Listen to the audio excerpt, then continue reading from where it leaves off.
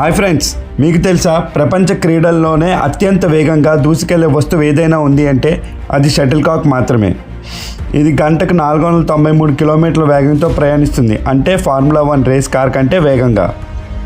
ఒక professional shuttle కాక్ తయారీ కేవలం బాత్ ఎడమ రెక్క నుండి తీసిన 16 ఈకలు మాత్రమే ఉపయోగిస్తారు. ఇది గాలిలో ఖచ్చితమైన స్పిన్ ఇవ్వడానికి సహాయపడుతుంది. టెన్నిస్ ప్లేయర్స్ కంటే బ్యాడ్మింటన్ ప్లేయర్స్ కోర్ట్లో 2 రెట్లు ఎక్కువ దూరం పరిగెత్తుతారు. చిన్న కోర్ట్ అయినా ఇది చాలా కఠినమైన ఎక్సర్సైజ్.